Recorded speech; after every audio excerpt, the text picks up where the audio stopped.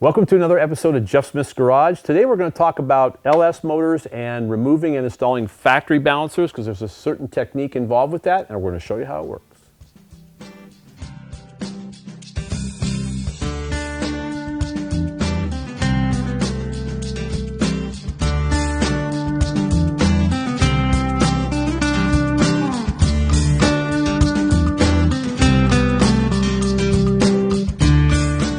So what we're going to be doing is removing or installing a factory LS balancer. And the reason that you need a specific tool for this other than a standard harmonic balancer puller or installer is because of the way this is set up. In a normal small block Chevy or big block Chevy or most other engines, you've got 3 holes that are located in the balancer, and that allows the puller to grab onto it. Well, on a stock LS engine, there are no holes. So what there are is these little tabs, and takes like a 3-jaw puller. So Summit has come up with a really nice little package for both an installer and a puller, and we're going to run through how all this works. So let's go over the Summit tool that's involved with either removing or installing the harmonic balancer. The tool starts out with the main part of it is the puller part of it with the hooks involved with here again that go onto the tabs on the balancer. In order for it to push on something as it's pulling the balancer off, you'll put these studs inside the crankshaft.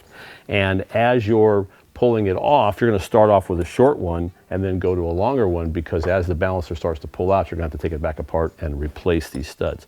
And then this piece looks very odd, but what it does, it fits inside the tabs inside here, locks in place. And then you can hold the balancer so it doesn't turn the whole engine with a breaker bar, 1/2-inch drive breaker bar. And then for the install side of it, it's fairly simple. We just have this arbor that threads into the crankshaft and then turns it, and then we'll also show you a little trick that I add to it to make it a little bit simpler. Okay, this looks a little clumsy, but it's really not too bad. Slide the rod in place inside the crankshaft, and then you're going to have each of the 3 hooks on this balancer connected to the tabs, and tighten this up until it cinches up. And you want to make sure they're all 3 in place, because if they're not, it could slip off. So kind of cinch it in place, and then you're ready to start pulling. Now, in the previous situation, we pulled it off and the crankshaft didn't turn. But in case it turns, put this tool in place and then hold it with, now if it's in the car, you can set this up to some place on the frame to hold it in place as you're turning, because it's going to want to turn in this direction. But that's how this tool works, to hold it in place. You may, if you're on an engine stand, you may have to have somebody else help you with this, or just do it yourself. But she'll just come right off.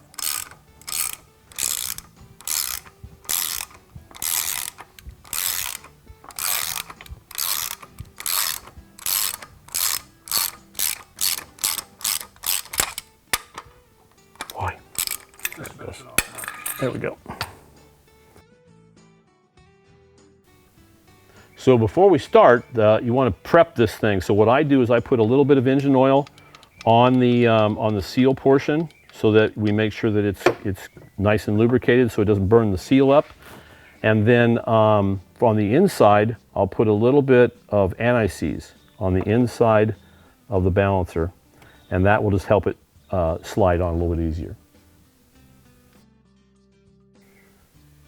So inside this arbor, or this installing tool, it's just a friction surface. There's no real bearing in there. So I found this was actually leftover bearing. It's actually from the nice bearing company out of Philadelphia, because I looked it up. And so this is left over from an old harmonic balancer tool. So what I just use is a pair of washers on either side of this bearing, and then now I have an actual bearing surface, and that makes this turn a lot smoother. To install the balancer, just slide it on. It's not going to go very far. Just kind of tap it in place so it doesn't fall off and drop in your lap.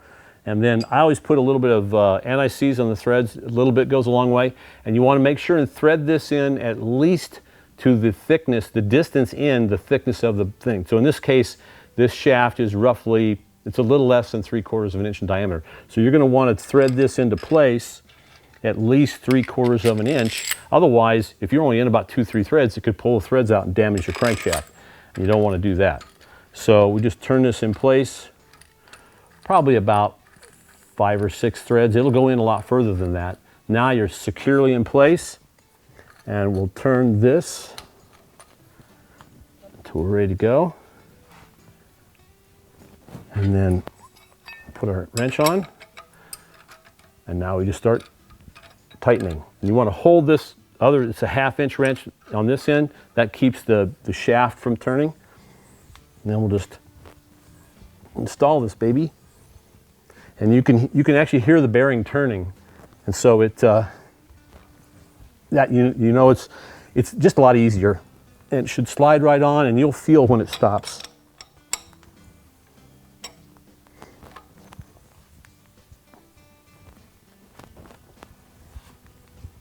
Right there.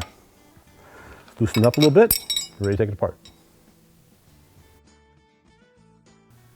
So for harmonic balancers, this is a stock harmonic balancer bolt from the factory. It's fairly inexpensive, but it's a one-time use bolt. So if you've removed it, you really should throw it away.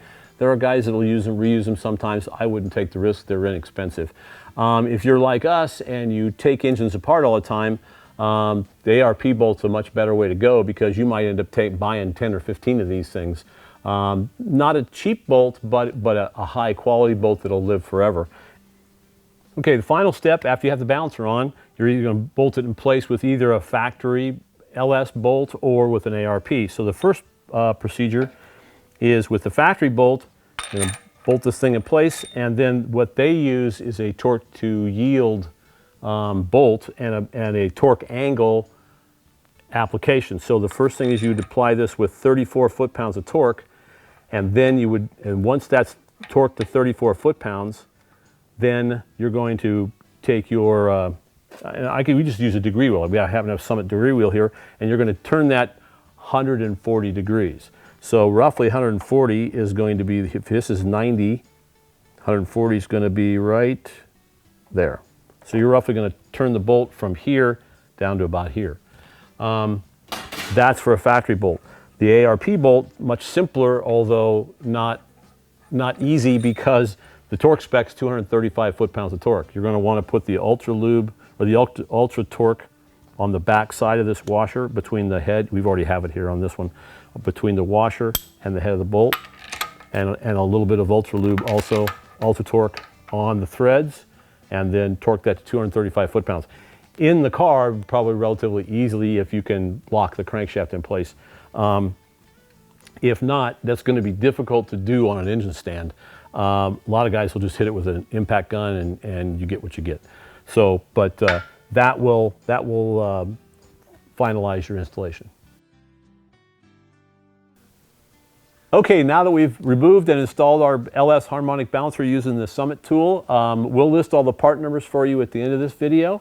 There's also some other attendant Polar part numbers that we'll list for you in case you're working on other engines. This tool will actually work on other engines as well. You can see it in the installation instructions. But if you like what you're seeing here at Just Miss Garage, ring the bell, subscribe, and we'll keep cranking these videos out for you.